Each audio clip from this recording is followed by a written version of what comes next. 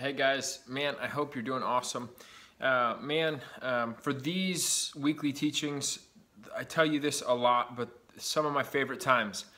To be able to sit, have my coffee right here, cheers, have a cup of coffee with you, and talk with you to talk through maybe what the Lord is doing in my life, in somebody's life that I've seen in my studies. But each video I pray and I ask the Lord, for something to give you guys, because I want to maximize your time spent, because I value that. You know, I know there's so many places that we could be going to get filled up, but I'm grateful that you're deciding to get filled up here with me in the ministry of Soulcon. So cheers, grateful to have coffee with you guys.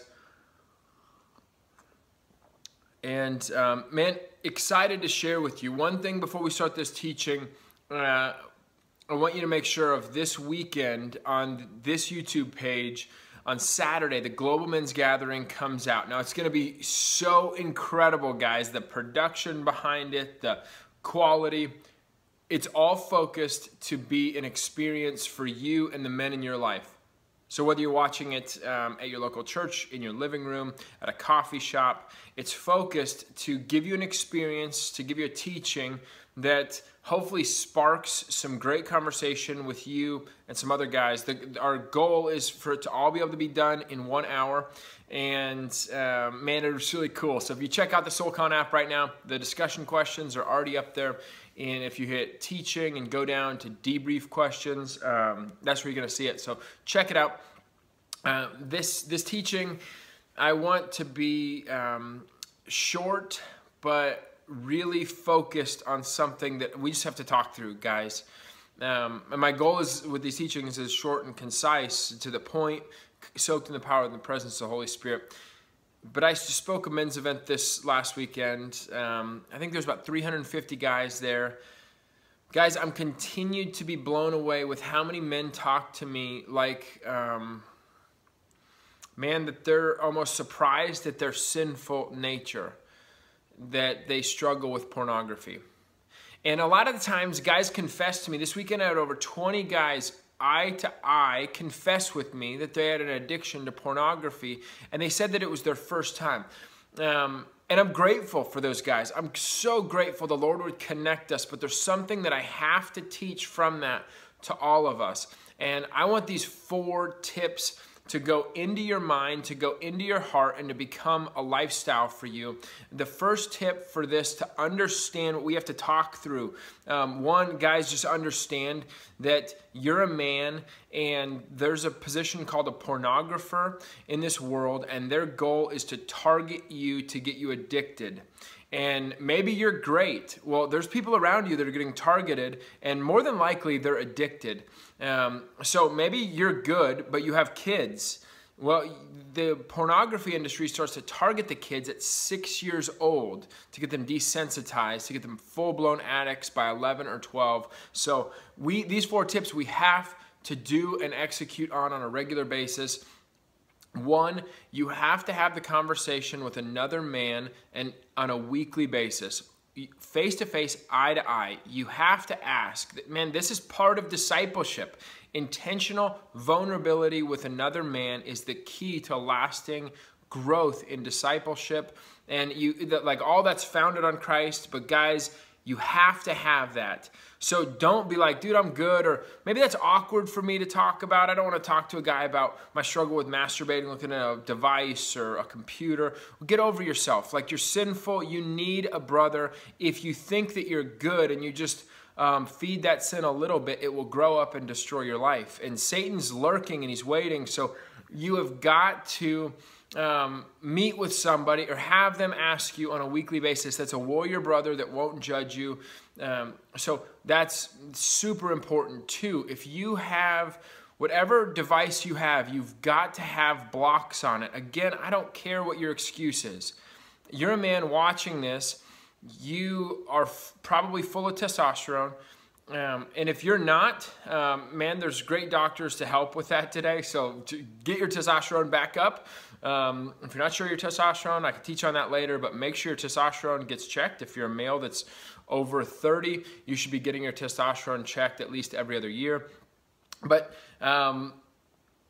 you're tempted, you're targeted by pornography, and I don't know how you could be a man that's not tempted by pornography. So you've got to have blocks on your devices. I literally have my devices set up like I'm a 6-year-old boy. My wife is my accountability partner, and my best friend Abraham Wright is my accountability partner. And guys, here's the deal. People can assume that you're good. But when maybe you don't have any blocks or anything on your phone and that first conversation feels overwhelming to you, you just have to have it, because you'd much rather come to them, whoever that is, ideally if you're married, have it be your spouse and say, hey, can you put, if you have an iPhone, put the restriction pass lock on my phone. You do that, you go into settings, restrictions. They can use a code that you don't know. It's not the code that unlocks your phone, but it's a code that you can't figure out. And you can actually set your phone up to be more like for a 6-year-old boy. So you don't have access to certain things. For me, I can't download apps.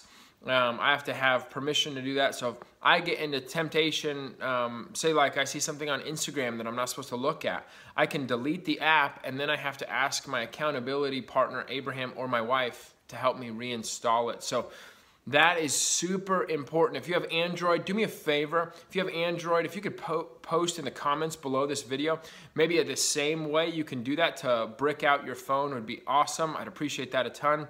But MobiKip is an app that you can use, MobiCip, that you can use to protect your device. And this is one of my favorites, but there's tons of porn softwares.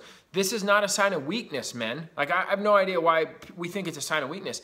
It's like, for me, my testosterone levels is a sign of strength. I love my wife like crazy. We've been married for 11 years. She's incredible. But I'm a man through and through. So I'm thankful for testosterone. It's a hormone in my body that causes me to be freakishly driven for the gospel. But it's also, I have to understand the weaknesses to that as well. So that's number 2. Make sure, I spoke at a university recently, and I asked the guys, I was just totally honest with them, said that, hey, how many guys have blocks on your device? There was only 2 guys that raised their hand. Everybody else didn't have blocks. Then I asked how many people struggled with pornography, and everybody except for the 2 raised their hand. So it's a super vulnerable moment, but here's the deal. We've got to be honest with ourselves and with the people around us. So get your devices on lockdown, and the most important, man, make sure you're confessing, you're talking through with your accountability partner, and you're going through that. 3, make sure that your accountability partner knows all of your passwords, checks your stuff, has access to anything. If anything is left hidden in your life, it can become super destructive. No secrets. Long term, that's the best way to eliminate sin, is if there's no secrets in your life and everything is exposed to your accountability partners, most importantly to the Lord. Because in 2 Timothy chapter 2, Paul goes on this, the heart of Soulcon. Man, like, what is it to be a special forces soldier in God's army? He's a special utensil in God's house. But I read that from the military standpoint. God, how do I be used the highest level possible? Paul says, man, it's a pure heart. So guys, we have to relentlessly pursue purity before the Lord, and we have to have help doing that. So the last one, that's the tip number 4 that I want to encourage you with, and the 4 tips that I think have to get into your soul. I want you to start asking younger guys, maybe 16-year-olds, 13-year-olds, in your church, in your life. Hopefully you're discipling and mentoring those guys. You start to ask them how they're doing. We have to be intentional with discipleship from people down to us and going up to us. But I'm going to tell you, it's going to open your eyes, right? Like if you're in a church and you're talking to guys and you're talking to a 15-year-old, maybe he's in your small group and it's a 15-year-old of your son, and you just, man, get the teenagers together and ask them, guys, be a leader. Ask them, how are you guys doing with pornography? Ask them, how many of you have blocks on your phone? Maybe that's the way to cut the snake of the head off that is torturing them at night. But I think tip number 4 of this is so important, because it's going to open your eyes to something you don't want to feed. You don't want to feed the porn industry. You don't want to feed it for your soul. You don't want to feed the porn industry in general. But you don't want to watch the teenagers around you that are getting discipled, hopefully getting destroyed by the porn industry, and you're trying to lead them. Maybe it's being the positional leader in your church. Maybe it's in your home group. Maybe it's kids in your house. But you are not doing it yourself. So if that teenager makes a rebuttal back to you and says, man, I don't need any blocks. Like, I see you don't have any blocks on your phone, then you're up a creek with no paddle, because you have nothing to back that up with.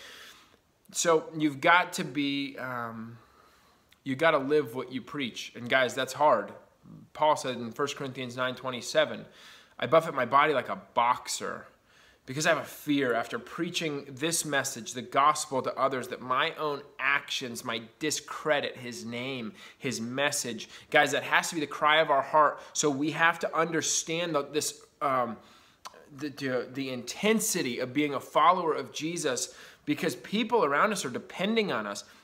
The strength of our ability on this earth to carry out our anointing depends on your commitment to purity. And we see that in the Bible. You have a huge role to play in that.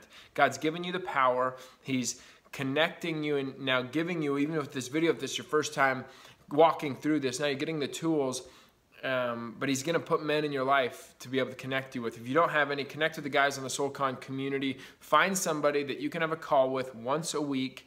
But it's going to be really important. You need tip number one, you need to have that face-to-face meeting. You have to have that conversation with guys.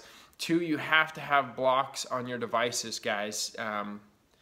Don't think that you're good, because you are targeted. The pornographers, they constantly are targeting you, and you have to be so aware of that. You can't be prideful and think that nah, man, I'm good. But a pornographer knows, a professional marketer in the porn industry knows that you are targeted, baited, or trapped in this industry. So make sure that you're walking in transparency with that. Tip number 3, make sure that you don't have any passwords that are hidden. Share your passwords, allow access, give free access. My wife can check any social, anything that I do, any emails, anything. She has total access. And 4, be intentional with the young men in your life. Guys, these men need us to be leaders around them. They need us to ask them the tough questions, biblical-based questions, man-based questions, because maybe they don't have the man in their life talking through this with them. Maybe their dad isn't aware of this teaching. Maybe their dad isn't, they're just, guys, this happens all the time. Every week, probably over 10, 15 people a week. And if I speak at a big event, it's a lot more. Come to me and talk with me. 2 weeks ago, I had a dinner about this topic. 3 weeks ago, it was before my vacation. This guy was surprised that it happened to his son. And here's the deal. When it happens in our own home, we are surprised by it, but we're also feeling guilt because we didn't do anything about it. So what we have to do, if that's the case, we have to be intentional. We have to be intentional in discipleship. Ask young men the hard question, right? Like, it's all about discipleship. So live it. Hopefully these 4 tips really helped bless your day, your life, your purity. Because, guys, our life comes down to one thing. One thing is followers of Christ. Really 2 things, but one thing after you know who Jesus is. The first thing is knowing him, but after you know him and you continue in that process, it's making him known. And we've got to do that. We will be ineffective, sloppy messes if we try to make him known with an impure heart. So, blessed the pure heart, for they will see God. We need to see God. People need to see God in us. Guys, I love you. Make sure you tune into the Global Men's Gathering this Saturday with other men. I love you. Appreciate you guys a ton.